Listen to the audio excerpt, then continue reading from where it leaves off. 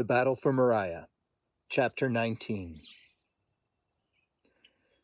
Sarah and Tobias sat together on the cave floor, breathing hard and looking at the dead body of Molech. Sarah had been injured in the battle. Her back and her ribs were racked with pain. Tears rolled down her cheeks. "I'm sorry," she said. "I'm sorry." Tobias kissed her on the head and said, "I forgive you. Do you forgive me for not realizing what was happening and for foolishly coming into this cave?" "Of course," she said. "Tobias, you're so good. I thought you were simple. I held you in disdain for that. Now I see that you are a hero, a prince of a man. You always treated me with honor, even when I didn't deserve it. And you are humble, a man like my father. And you came to rescue me." Then she stood to her feet. "We have to go," she said. "We have to get to my father before they do." "Who?" Tobias asked. "There's an army of dragons and giants and men and other monsters heading for the kingdom. They will undo everything that Father has done. I know what they are planning. We have to get there before they get there," Sarah said. Then she groaned and held her hand to her right side. "You need rest," Tobias said. "You can't ride in this condition." "Ruah can do it," Sarah said. "He can run smoothly so that I am not unnecessarily jostled. We have to get back to the kingdom." Tobias removed the mantle from around his shoulders and wrapped it around Sarah. "All right, but wear this," he said. Finally, Sarah had the comfort of wearing more than a nightgown. "Thank you," she said. Tobias helped Sarah onto Ruah, who stood still faithfully in the entrance of the cave. Then he himself mounted so that he sat in front and she behind. Sarah put her arms around Tobias and again felt so grateful for him. "I love you," she whispered. Then Ruah was off, running quickly. Even faster, it seemed to Tobias, than it had done the day they set out. As smooth as he ran, Tobias could feel Sarah tensing behind him with every bounce, and she let out little groans which betrayed her pain. They soon passed the opening to the cave that Tobias had gone through when he had left Ruah. Up they went to the snowy area at the top of the mountain where he had camped, and now down, descending into the forest. They stopped briefly once more by the stream where Ruah drank, and Tobias once again tasted the fruit and gave some to Sarah. Sarah smiled, and some color returned to her very pale cheeks. As for Tobias, the taste of the fruit refreshed him, such that he no longer felt the strain of so many nights with little sleep. They rode on all day. In the late afternoon, the sun was hot and bright, and Tobias recognized that the trees grew larger as he approached the kingdom.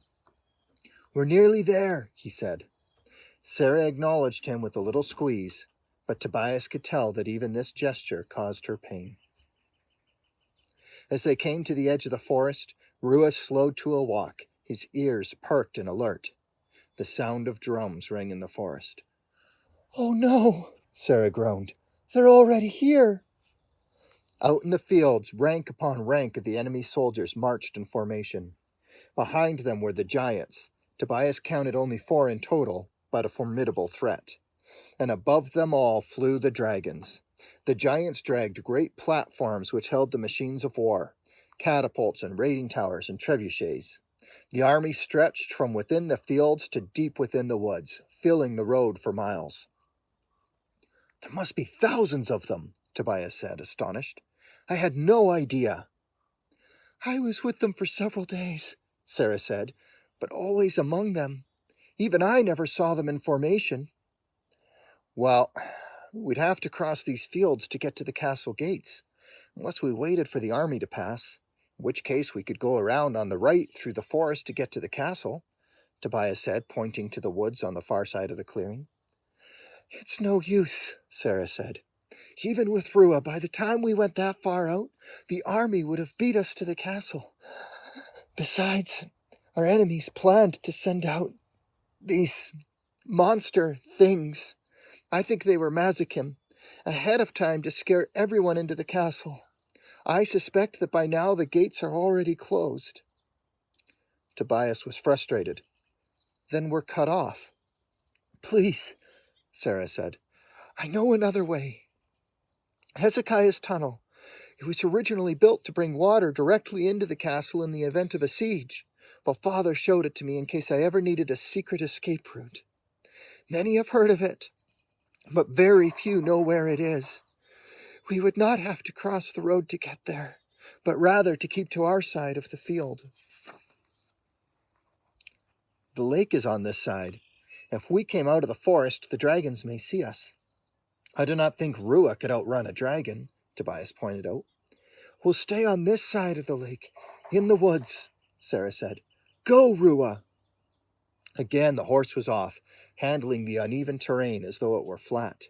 Tobias had heard the pain in Sarah's voice when they talked, and she was breathing heavily. He had an awful feeling that she was close to death, so he was more determined than ever to get her to the castle. The sun was almost set when they came to the edge of the lake.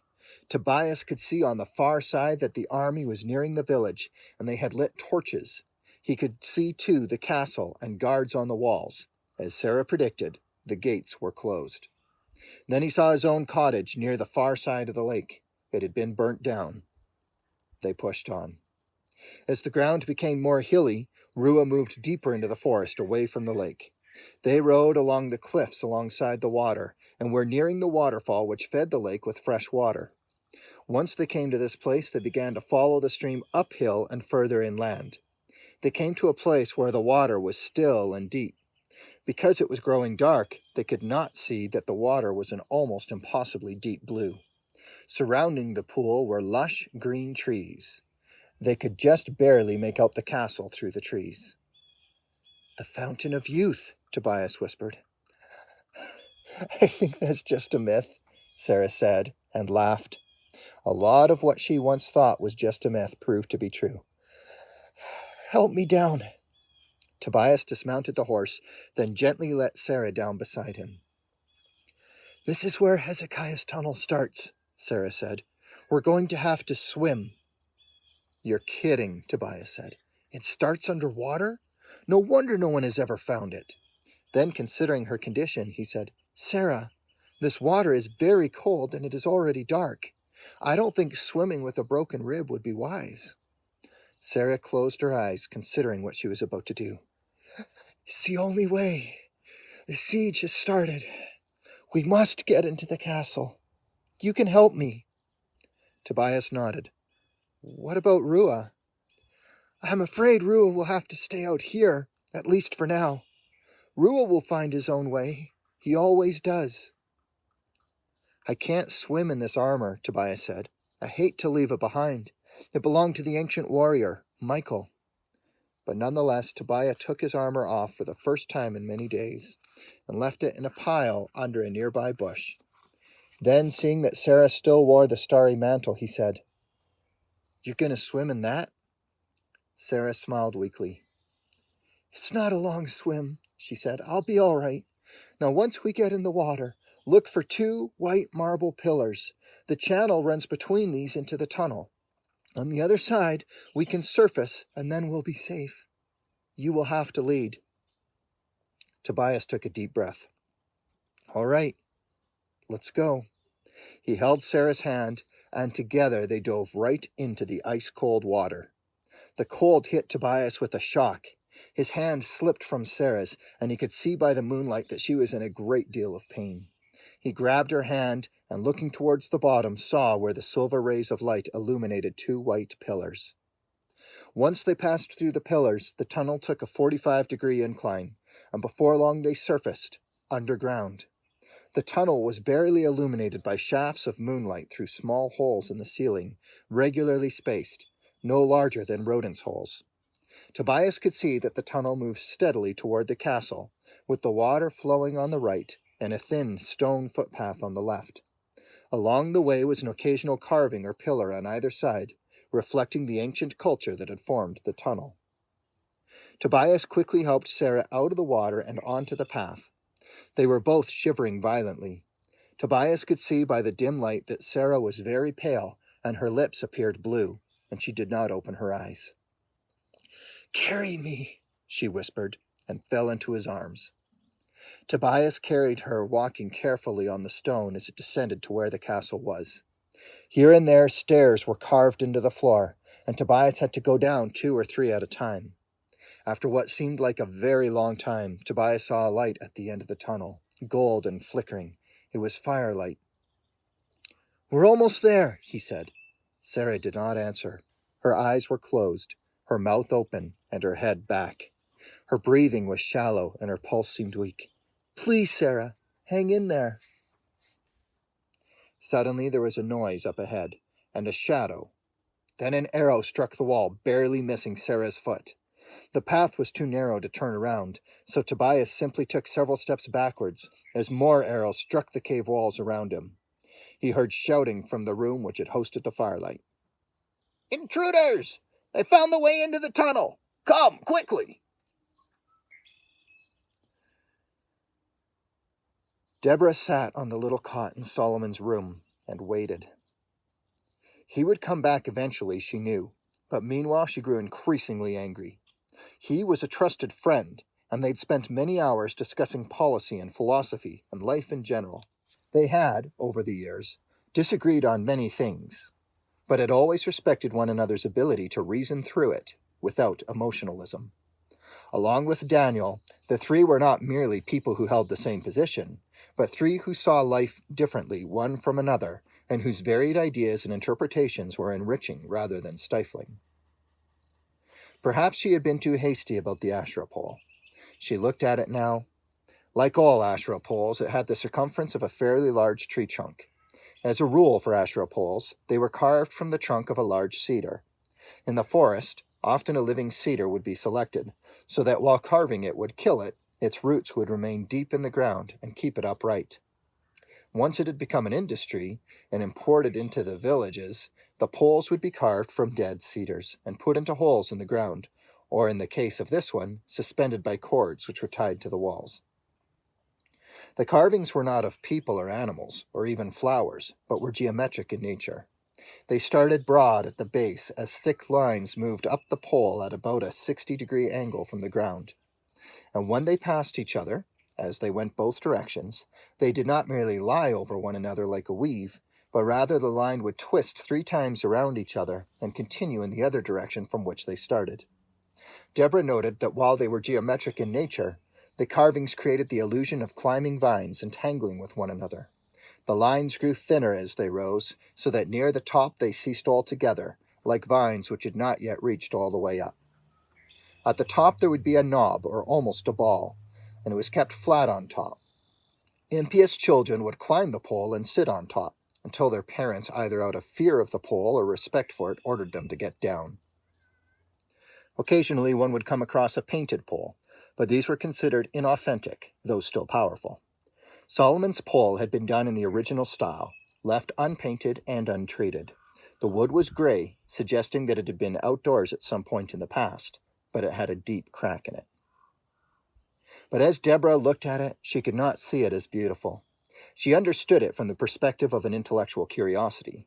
Those who had been deeply involved in the Asherah cult claimed to have a deep respect for nature. They saw the typical use of wood for things like furniture or houses as a necessary evil, but to be avoided if possible. But their emphasis was on how nature is directed towards destruction. An Asherah pole in the forest would eventually rot, its roots in the ground, and fall, and become once more part of the earth. Deborah saw now that the geometric vines created this image in her mind, like they were pulling the pole down into the earth. They were rot and death themselves, and they would in time consume the pole. It was for this reason, Deborah knew, that the cult and the poles had been banished. They emphasized death, destruction, and out of purported respect for nature, they welcomed this death and rot into their own lives. They did not acknowledge that out of death springs new life, that a tree dies and rots, but from that feeds new mosses and new trees. There was no hope, only destruction for the Asherists. Deborah considered all of this as she looked at the pole, and she felt a sickening feeling. She knew that the power of Moriah was real, and that this power meant restoration, rebirth. She did not know for certain, but suspected that the power of the Asherah pole was real too. and sitting in its presence, she felt as though the impurity of it were somehow creeping into her. She needed to get away from it. She had made it her philosophy to always think about pure and beautiful things. She surrounded herself with art and music which reflected this. Even if the pole was merely art, she felt a heaviness due to her sensitivity to such things. After a couple of hours, she began to wonder how long she would be locked in the room. She went to the one window in the room and looked out. The room she was in was about 3 stories from the ground and faced north. The village was along the south and east sides of the castle, and it was wooded to the west. But to the north it was rocky, and the ground dropped off quickly. As a consequence of this, there was no one outside, and it would be less heavily guarded. The guards that were there on the north side would be high above on top of the walls and the towers. Leaning far out, she could not see any. She called, but there was no answer. She closed the curtains to the little closet that hosted the Asherah pole and sat again on the bed. She could not believe that in a time of war, when everyone was necessary, and she herself was responsible for all the sick and the injured, that under these circumstances Solomon would dare to have her locked up. She supposed that he was overtired, but that when all was said and done, he would beg her for forgiveness. Well, she would not forgive him. In fact, she would give him a taste of his own medicine. But instead of locking him in a room with a pole, which he himself liked, she'd lock him in a dungeon with snakes and rats, and he'd certainly be stripped of his title. She would expose his wisdom for a sham. She pitied his wife, but then his wife was all the more pitiable for having been married to such a man. Before any of these punishments, it would give her the greatest pleasure to expose him in the courts, where he himself had been a judge. There, before the king, his people, and Solomon's own wife, he would have to defend his juvenile behavior and his infatuation with this Asherah. Why, by analogy, having an Asherah pole while serving the king was much like having an affair. And Deborah herself would argue against Solomon, articulately demonstrating his foolishness and his selfish indulgence, and he would be humiliated and cast out of the kingdom. Deborah stopped herself suddenly. She found that all this time she'd been fantasizing about the things that were not pure and noble and good, as was her philosophy. No, she had allowed envy and vengeance to creep into her and to manipulate her thoughts. She imagined suddenly her soul to be like a pure white pillar with black tentacle-like vines growing up it, trying to rip it down and turn it all to rot. "This is the power of the Asherah pole," she whispered to herself. How long could she stay in its presence before it would consume her? She saw, moreover, that these thoughts were exactly the kind of thoughts that had motivated Solomon to behave as he did, as though he were slowly being torn down by the darkness. He himself was a victim of his own pole. She knew then that the pole must be destroyed. She ripped open the curtain and examined the manner in which the pole was tied up and held erect. 2 ropes were fastened to each side of the pole, and tied then to 4 hooks, near where the side walls of the closet came close to the ceiling. This was too high for Deborah to reach, but one of the other ornaments in the closet, a statue of a short, dwarf-like humanoid creature with a face like a raven, proved to be a handy stool which she could climb onto and reach the ropes.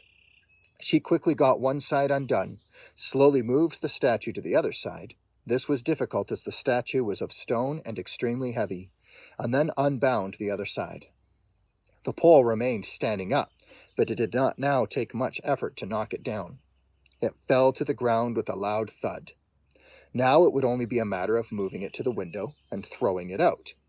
However, the pole was much heavier than she had anticipated. Because of its size, she first had to move the bed, which she flipped onto its side, and then moved the pole one end at a time. She took a break after each exertion, and took a very long time to get the pole to the window. She looked out the window and again saw no people, but noticed that the first stars of evening were appearing. Having gotten the pole that far, she now took the time to consider how she would get it out the window. The window was about 1 meter from the floor inside the room. She tried, but could not raise the one side even enough to rest it on the windowsill. Of course, raising the other side would prove even more difficult.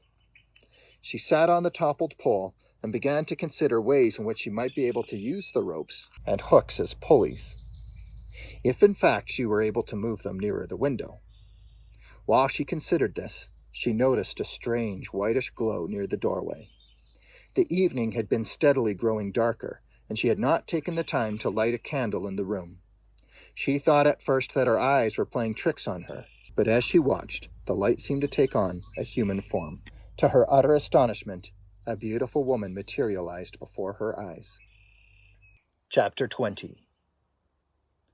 King Melchizedek called an emergency council meeting. Reuben was instructed to stay at his post on the wall, leading his guards and informing the council if the enemy should look as though it would attack that very night. So the council gathered once more in the large throne room. Joab sat very tired and frustrated. Though the king had come to the rescue, he had come late. Why would he not come earlier? Not so many men had to be lost.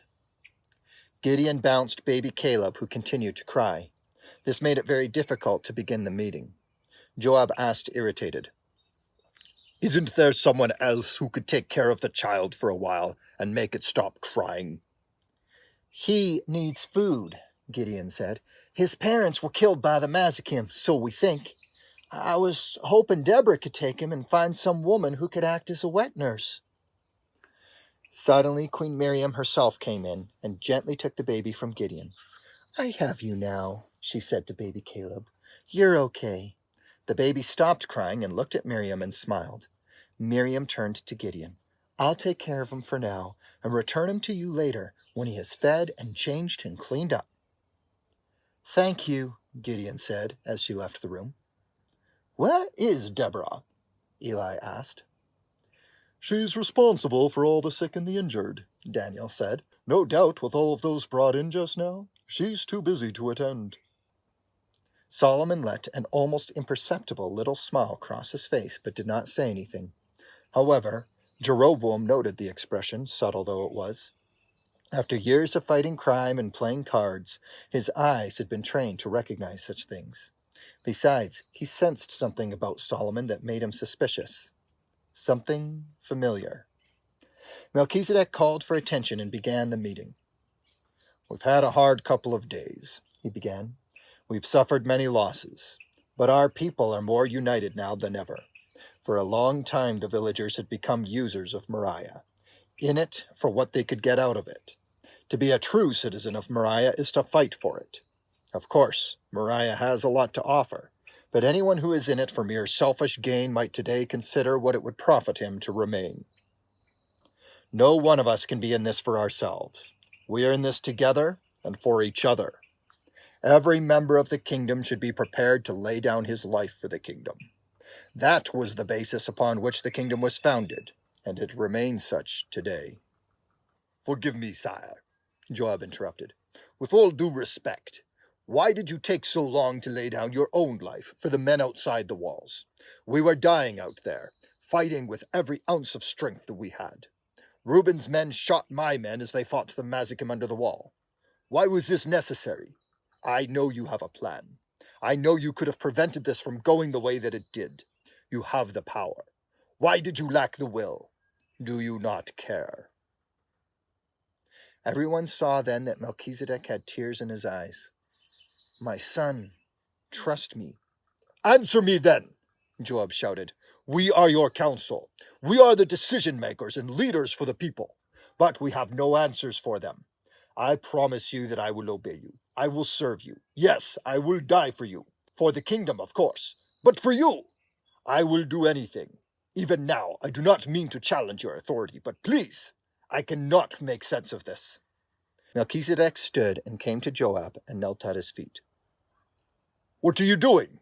Joab asked. "Don't!" But Melchizedek looked at him with a love and strength and tenderness that left room for no objections. "I am your king, but I am also your servant. You must learn to trust me." And to Joab's horror, he began the servant's task of washing the general's feet. Just then the doors banged open, and Reuben came in, walking quickly. "Your Majesty," he began, then hesitated as he saw his king kneeling on the floor. Your Majesty, a dragon has been circling in the air above the castle for some time now. I had a mind to have the archers shoot it out of the air as soon as it came within range. However, we noticed that it was carrying something, and it turned out that it was a girl, dressed in white. We believe it may be your daughter." Without another word, the king jumped to his feet and ran to the nearby balcony. From there he saw the circling dragon, and indeed it did appear to be carrying a young girl. All of the council members crowded onto the balcony with their king. The dragon began to circle, lower, slowly descending as though it would land right in the courtyard. "Sire," Reuben said, "would you have me shoot it down?" "No," Melchizedek answered. "Let it land. We will bring it into the throne room." "I do not believe that is wise," Solomon advised. "After all, you cannot disarm a dragon. We must not allow the creature to get too close to you, Your Majesty." "It is necessary," was all the king said. So Reuben gave the order to hold their fire, while Jeroboam and his men cleared a large area in which the dragon could land and keep its distance from the citizens. Every soldier and officer in the castle drew his sword, and every archer trained his arrow on the dragon. One false move, and the dragon would be dead. The dragon landed and lightly placed the girl on her feet. All could see now that the girl was not Sarah, but a different girl, younger, dirty, and very much afraid.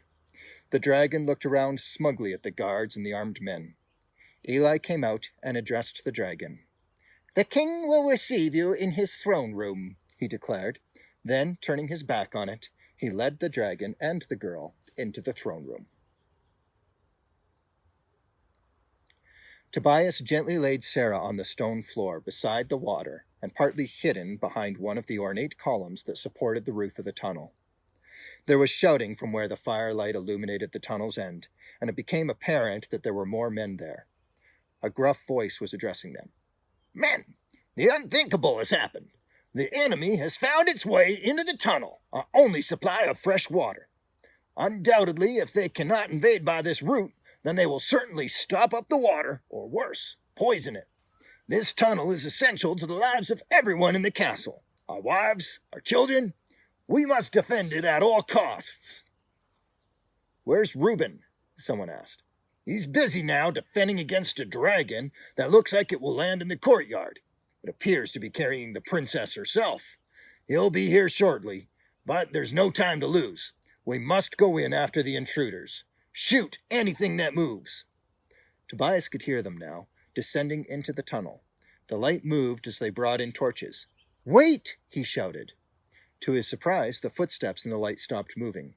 Tobias realized that they had no idea how many intruders there were in the tunnel, and that if there was an army positioned there, they would have a considerable advantage over the guards who would expose themselves as they came around the corner. He could hear a muffled conversation around the corner. "Do not shoot! Princess Sarah is with me," Tobias yelled. More conversation. Tobias heard the word hostage. The gruff voice called back. "You're a liar! I just saw the princess. She's above ground with a dragon." "I assure you she is with me," Tobias said. "She's, unconscious and needs help. Please, she showed me the way to the tunnel so I could get her back inside." Tobias heard some snickers when he said she was unconscious. He realized that it was not a very believable story. The men murmured again before the gruff voice said, "Who are you?" "I am Tobias," he answered. "I was sent by the king to rescue his daughter. Look, let me step into the light with Sarah. You will see that I am unarmed, and that I do in fact have her with me. Then, after I have passed, you will have every opportunity to examine the tunnel and see that it is unoccupied." There was some debate over this proposal, but above the others, Tobias could hear the gruff voice saying, "Sire, myself. This is a trap. I say we wait for Reuben." "There is no time to wait for Reuben," Tobias said. "Sarah has been severely injured, and she's freezing cold because the only way into the tunnel is by swimming. You need to make a choice now, and trust me." The gruff voice began giving instructions, telling his men to get out of the tunnel. He himself would stay and investigate the claim. "If there are any problems, seal the tunnel immediately," he said. Tobias heard the others go back up the stairs before the gruff voice instructed him to come. He gently picked up Sarah again and headed toward the bend in the tunnel. As he rounded it, he was confronted by a short, stocky man with a red beard and a crossbow. The man kept his crossbow aimed directly at Tobias. Though his arms were clearly full with the princess, Tobias opened his hands to show that they were empty. "Turn around," the gruff voice ordered. Tobias turned slowly so that the guard could investigate and see for himself that he was unarmed. "Okay, come with me," the guard said. Then, walking backward so as not to turn his back on Tobias and to keep his arrow directed at him, the guard led the way up the stairs to the building where the other guards stood. Tobias immediately noticed the temperature change and was grateful for it. "Lay her down," the guard instructed, gesturing towards a bench on the far side of the room. Tobias did as he was told. "She needs help," he said. The guard nodded and, speaking to one of his men, said, "Go, find Deborah and have her send someone here. She does not look well enough to be moved." "Yes, sir," said the other man, and he ran out of the room. The guard then commanded 2 of the other men to search Tobias, which they did. All the while, Tobias kept his hands in the air, and the guard kept his arrow pointed at Tobias' chest. 2 other men went into the tunnel to inspect it. When Tobias was declared clean, but soaking wet, the guard finally allowed him to lower his hands and relax, and the guard lowered his crossbow. "Should we search the girl?" "Should we search the girl?" one of the men asked. "Yes, but do it respectfully," the gruff one said. Tobias stiffened as they searched her, but they were in fact respectful, so he relaxed. The gruff guard gestured for him to sit at a table. "How is it that you came to be in possession of the princess?" he asked. "It's a rather long story," Tobias began. "I think it is now most important that you bring me to the king. He will want to see his daughter." "No one will leave this room until Reuben gets here," the guard said. "You've seen one end of the tunnel. It is imperative that you do not know where the other end is. Only a very select few of us know that.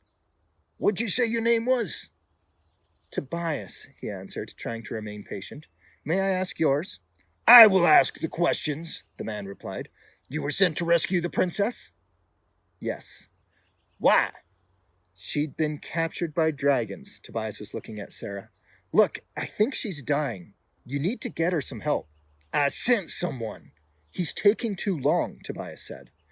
"Could you at very least let me get her out of these wet clothes and into something dry?" "I will not allow you to dishonor her." "I appreciate that," Tobias said, "but I'm trying to save her life. If you won't do anything, I'll do it myself." Tobias stood up and began to head to the door. But the guard stood too and grabbed his crossbow. "You will do nothing of the sort. Sit down." Tobias looked incredulously at the man, but saw that he was not the type to be disobeyed. Reluctantly, he took his seat across the table again. "Understand me clearly," the guard said, enunciating every word. "I am calling the shots here. There must be due process. I will not allow any weaknesses in my defense." "This is a time of war," Tobias said. "All the more reason to be guarded," the guard answered. "Policies and procedures are in place for good reason. I've been instructed to guard this tunnel and not let anyone so much as see it. That you have made it this far alive may be considered a failing on my part." After a long moment of silence, the guard started again with his questions. Tobias decided that his best policy was to be as informative and helpful as possible. But neither Deborah nor Reuben ever came.